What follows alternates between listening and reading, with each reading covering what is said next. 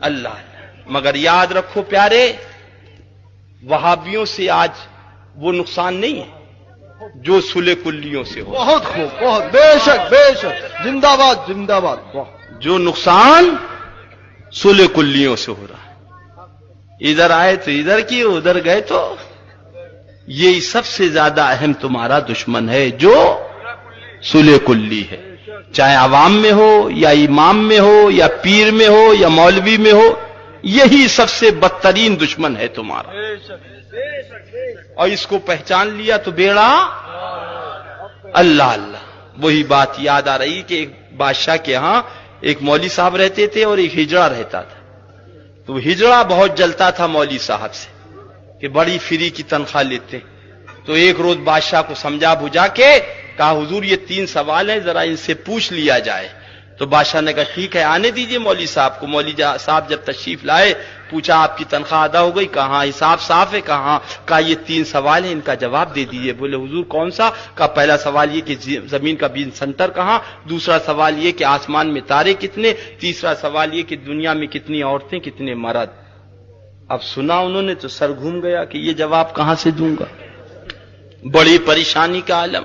اللہ اللہ. بولے 7 دن کا ٹائم ہے، جواب دیا تو ٹھیک ہے ورنہ تختہ دار پہ چڑھا دیا جائے. بولے ٹھیک ہے حضرت اجازت دیجئے گھر جاتا ہوں، کتاب کھول کے دیکھوں گا، مطالعہ کروں گا، پھر آ کے بتاؤں گا. آپ گھر پہنچے، آواز دی، دروازہ کھلا، اندر پہنچے، بیگم سے لپٹ کے رونے لگی. کہا غلطی اور خطا اور لغزش معاف کر دینا، 7 دن کا مہمان ہوں، اس کے بعد رخصت ہو جاؤں گا. اللہ اللہ. بیگم نے پوچھا کیا بات ہے، خیریت تو، طبیعت اچھی خاصی؟ کہا کیا بتائیں، وہ بادشاہ کے یہاں جو ہجڑا رہتا ہے اس نے 3 سوال بادشاہ کو دے دیے اور تینوں سوال بادشاہ نے ہم سے کر دیے ہیں، نہ جواب ہوگا نہ جان بچے گی. اللہ اللہ.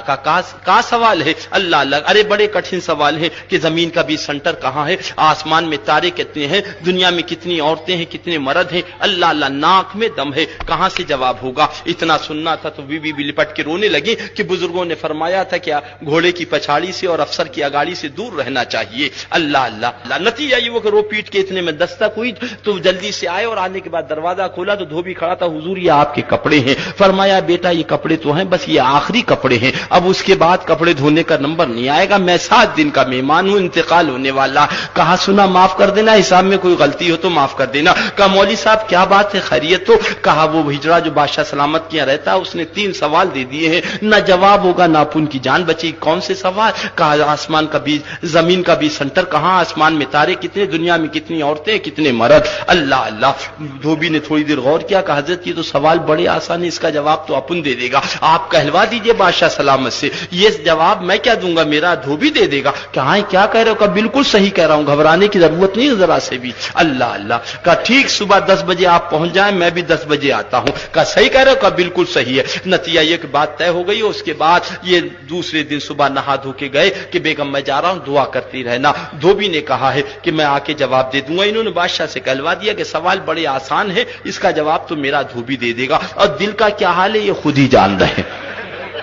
اللہ اللہ. اور اس کے بعد صبح کو نہا دھو کے کپڑے پہن کے پہنچنے کے بعد سلام کیا، بیٹھ گئے. کہا کیا بات ہے؟ کہا وہ ابھی دھوبی آتا، تھوڑی دیر میں شور ہوا، دربانی حاضر ہوئے. کہا کیا بات ہے؟ کہا حضور وہ دھوبی بغیر اجازت کے اندر آ رہا تھا، اسے روکا ہے، بہت شور ہو رہا. فرمایا وہ آنے دو، ہمارے سوالوں کا جواب دینے آ رہا. کہا حضرت اس کے ساتھ گدا بھی ہے، ڈنڈا بھی ہے، رسی بھی ہے. کہا جاؤ اس سے کہہ دینا گدا اور رسی اور ڈنڈے کی ضرورت نہیں، یہ شاہی دربار ہے، تم چلو. جا کے دھوبی سے کہا ان کا جا کے بادشاہ سلامت سے کہہ دینا اگر گدا اور رسی اور ڈنڈا نہ ہوگا تو ہمارے سوالوں کا جواب نہ ہوگا. آ کے بادشاہ سے کہا حضور وہ ایسا کر. کہا ٹھیک ہے آنے دو. اب وہ گدا اور رسی اور ڈنڈا سب لے کے اندر پہنچا دھنا دھن. کہا حضور آپ سوال کریں اپن جواب دیتے ہیں. کہا پہلا سوال تو یہ کہ زمین کا بیس سینٹر کہاں کا، ابھی جواب دیا. اور اس کے بعد آنکھوں کو بند کیا، پورب دیکھا، پچھم دیکھا، اتر دیکھا، دکن دیکھا، 15 منٹ 20 منٹ آدھا گھنٹہ. اس کے بعد 20 دربار کے اندر ڈنڈا گاڑ دیا. کہا حضور میں نے سے پورب سے پچھم، اتر سے دکن سب ناپ لیا، زمین کا بیس سینٹر یہی ہے،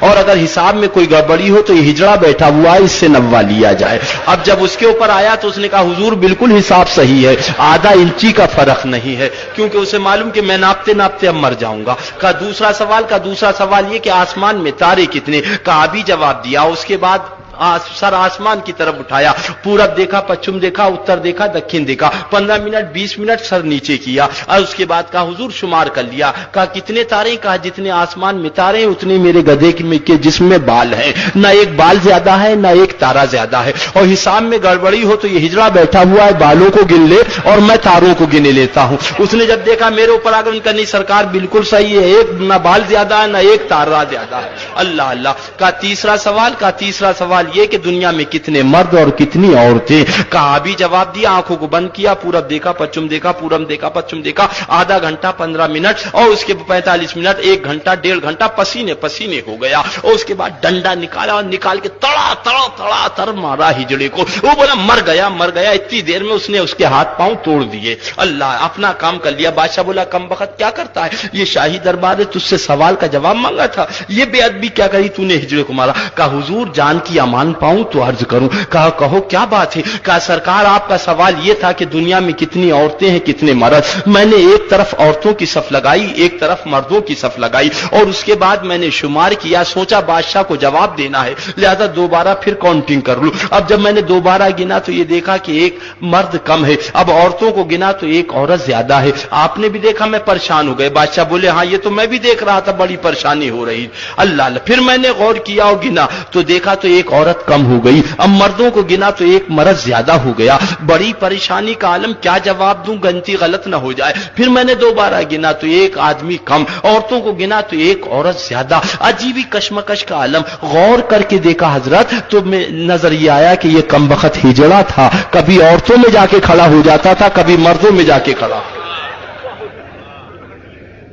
ऐ मेरा भोला मुसलमान सुन लो, ये हिजड़ा था जो कभी औरतों में जाके खड़ा हो गया और मर्दों में कभी जाके खड़ा हो गया, ये तो यहां पीटा गया। और वो सुले कुल्ली जो कभी देवबंदियों में जाके खड़ा हो गया और कभी सुन्नियों में जाके खड़ा हो गया, वो कब्र में मारा जाएगा और महशर में मारा जाएगा और जहन्नम में मारा जाएगा।